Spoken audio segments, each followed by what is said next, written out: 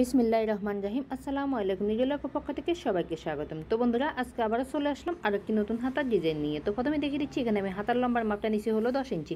আপনারা আপনাদের পছন্দ মতো লম্বার মাপটা বাড়িয়ে কমিয়ে নেবেন। তো এরপর আমি মুহুরি মাপটা নিচে হলো 6 ইঞ্চি, ঠিক আছে। তো এখানেও মুহুরি মাপটা আপনারা আপনাদের পরিমাণ মতো নেবেন। এখানে নিচে হলো আমি 9 ইঞ্চি। এখানে কিন্তু আপনারা কামিজে যা থাকে তার থেকে 2 ইঞ্চি কাপড় এক্সট্রা বেশি নেবেন। আমার এখানে 7 ইঞ্চি ছিল, আমি 2 ইঞ্চি এক্সট্রা বেশি নিয়ে 9 ইঞ্চি নিছি। তো এরপর এখানে আমি একটা বক্রম নিলাম। তো বক্রমটির আমি চওড়া মাপটা দিছি হলো এই যে 2.5 ইঞ্চি, ঠিক আছে। আমি কাছ থেকে দেখিয়ে দিচ্ছি, এই যে 2.5 ইঞ্চি নিছি। তো এরপর বক্রমটাকে আমি 2 ভাঁজ করে নিব। 2 ভাঁজ করে দিয়ে এভাবে করে হাত দিয়ে একটু ফিনিশিং করে দিতে হবে। দেওয়ার পরে এখন আমি এই যে হাফ ইঞ্চিতে এভাবে করে ধরে একটা দাগ দেব। দাগ দেওয়ার পরে এখন আমি পাতার মতো করে এভাবে করে 2 কর্নারে রাউন্ড করে দেব।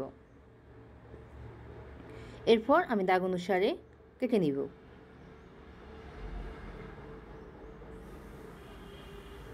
তো এই যে কেটে নেওয়ার পর দেখতে কিন্তু এমন হলো। এরপর একটা কাপড়ের উপরে আমি বক্রমটা করে রেখে তারপর ইস্ত্রি করে নিয়েছি, ঠিক আছে। এই যে ইস্ত্রি করে নিলাম। নেওয়ার পরে এখন আমি আরও একটা কাপড়ের উপরে এভাবে করে সমান করে উল্টো সাইডে বসাবো, ঠিক আছে। বসানোর পরে কিন্তু আমি এখানে সাইডটা সেলাই করে নেব। তো সেলাই করা হয়ে গেল। এরপর আমি এই যে বাড়তি কাপড় আছে, এই কাপড়টি কেটে নিলাম, ঠিক আছে। কেটে নেওয়ার পরে এখন আমি এখানেও কিন্তু ছোটো ছোটো করে কাটিং করে দিচ্ছি।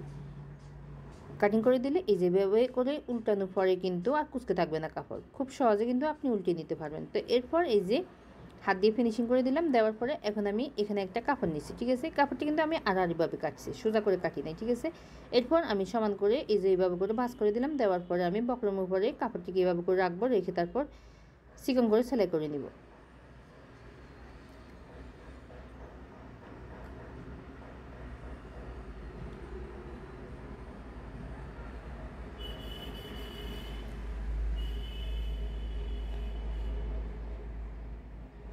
তো সেলাই করা হয়ে গেল। এখন আমি এই যে পাইপিংয়ের কাপড়টিকে এভাবে করে উল্টিয়ে নেব, ঠিক আছে। উল্টো সাইডে নিয়ে যাওয়ার পরে এখন আমি বক্রমের কাপড়ের উপরে কিন্তু একটা সেলাই দিব।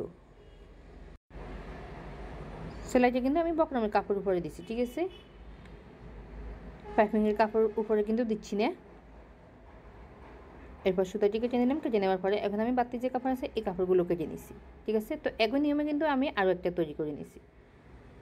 তো এখন আমি এই যে এইভাবে করে কিন্তু সমান করে ধরবো, ঠিক আছে। ধরে সমান করে সেলাই করে নিব। এভাবে করে সমান করে ধরে সেলাই করে নিতে হবে। তো এরপর এই সাইডটাও কিন্তু সেলাই করে নিব। কাপড়গুলোকে সমান করেও কিন্তু বসাবেন, তা না হলে কিন্তু কাপড় বাঁকা হয়ে যাবে।